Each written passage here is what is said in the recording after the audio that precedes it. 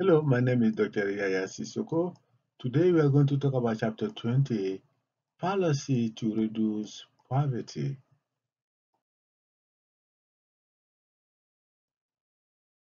So in order to reduce poverty, the government should provide a safety net. A safety net will, will allow people or families not to fall below the poverty line. So poverty in that sense is usually associated with various economic and social ills, such as homelessness. When people are homeless, they don't have a place to stay, they become poor. Drug dependence, when they are addicted to drugs, they spend all their money just by drug. Health problem, when they have so health issues like so heart problem or diabetes. They don't have money to take care of themselves. Teenager pregnancy, so teenager becoming pregnant, they can't go to school, they don't get a degree, they're more likely to be poor with the kid. Illiteracy, if you cannot read and write, then you won't be able to get a good job. Unemployment, if you don't have a job, then you have no income, you will not be able to survive on your own.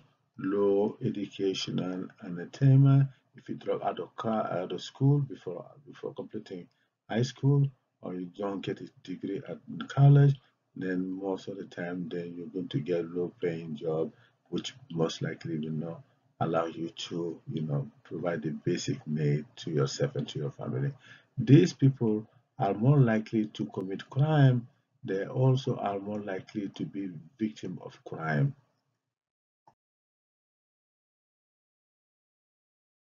So policy to reduce the number of people living in poverty are minimum wage law, welfare, negative income taxes, and kind transfer.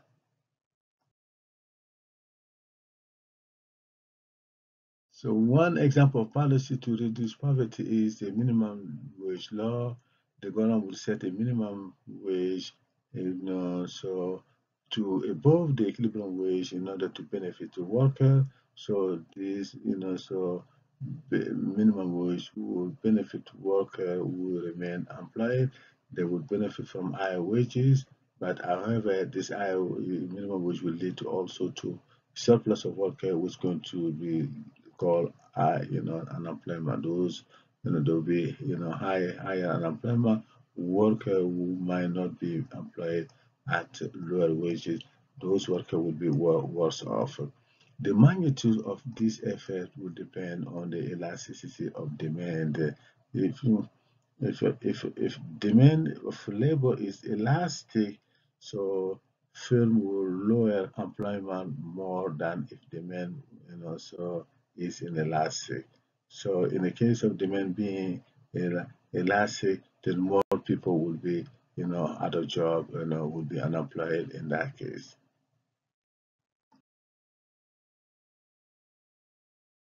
So before we talk about welfare as a way to reduce poverty, let's say one more thing about minimum wage law.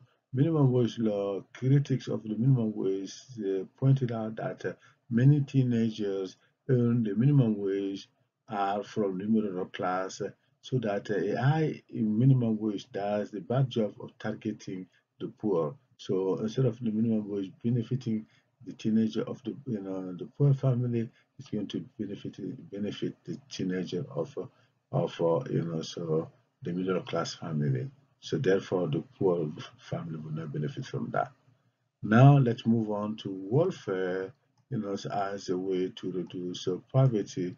Welfare are government programs that supplement the income of the needy.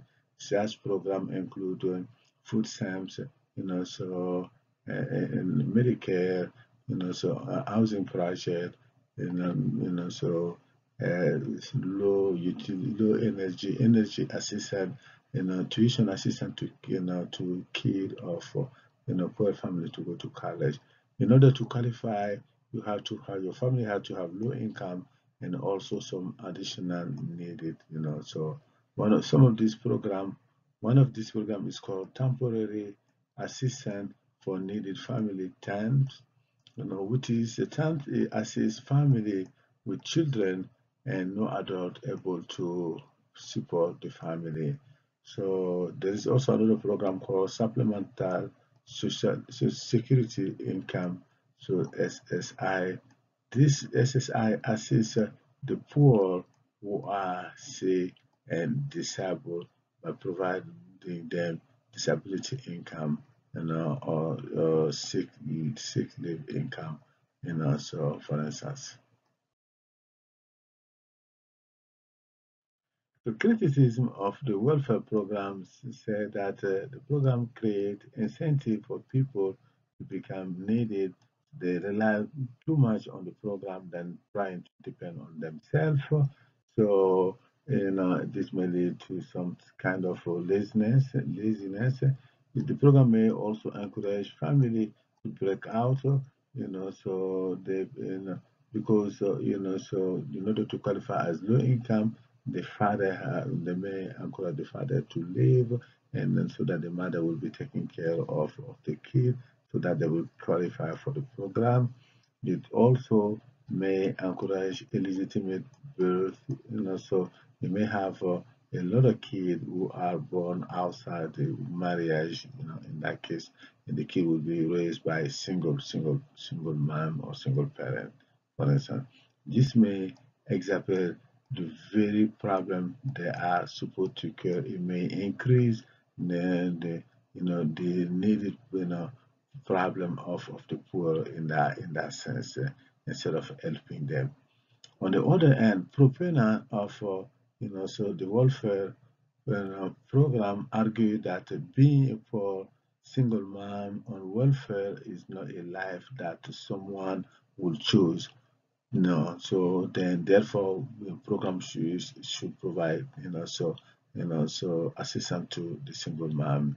Trend also indicate that while the amount of welfare benefit adjusted for inflation has fallen since 1970s, the percentage of children living with a single parent has risen as increases.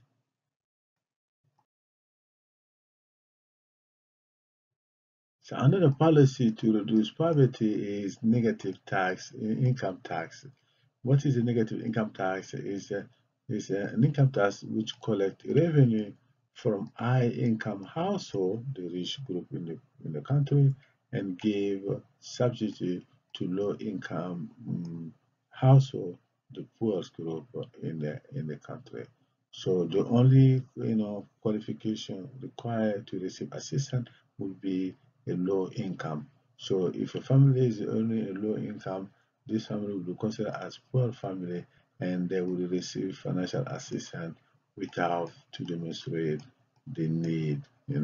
So this policy of negative income will subsidize not only the unfortunate, the people who are poor, and also those who are simply lazy because they will give up looking for jobs.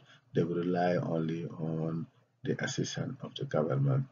So another example would be in earned income tax credit, EITC, so which would apply only to the working class. So the EITC work like a negative income, but it only applies to the poor working class.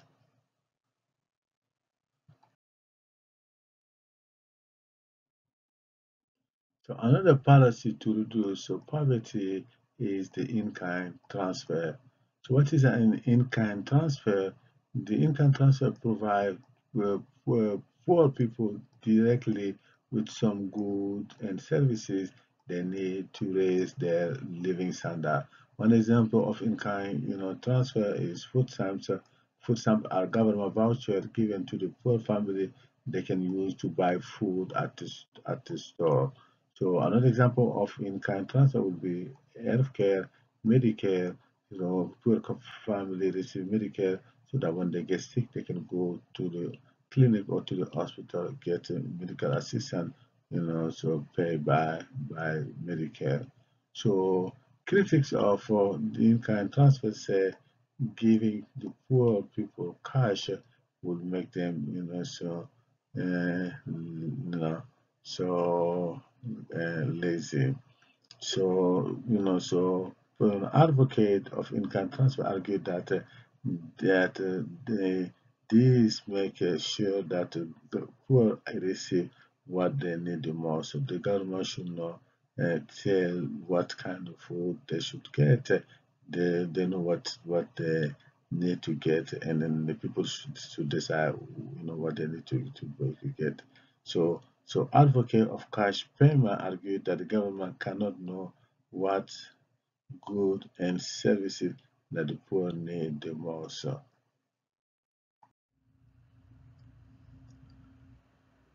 Anti-poverty program and work incentive,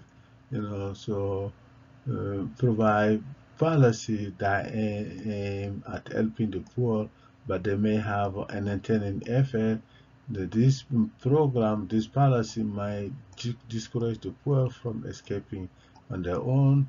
It may also have very high effective marginal tax rate, which would discourage families from working.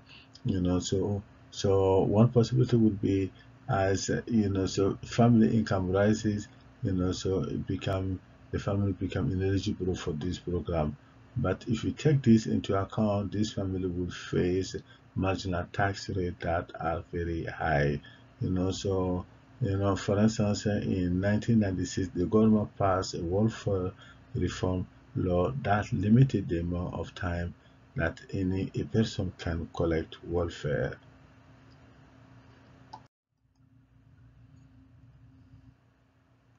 So one solution for this problem raised with this anti-poverty program and work incentive is to reduce benefits more gradually as income rises. So this will lead to higher costs of anti-poverty program. So there is a trade-off. The trade-off will be burdening the poor with high effective marginal tax rate, burdening taxpayers with costly programs to reduce poverty. So other way to reduce the work disincentive of anti-poverty program would be the workfare. The workfare would require any person collecting benefit to accept a government provide job. So if you get the benefit of welfare, then you have to also accept the government is going to provide a job to you. If you cannot find job, so you could be working. So also provide benefit for only a limited period of time. So for instance, in 1996, the governor passed a welfare law reform that would limit the amount that a person can collect, welfare. So one application of this poverty program is from was is the the comparison of international differences and income distribution. Many countries have more generous government program to support the poor, but they also have different tax system. There was one article from New York Times which said that why the tax system in the US is already one of the most progressive in the developed world. It does not raise enough money to result in more equal distribution of income. This is the end of chapter 20. Thank you.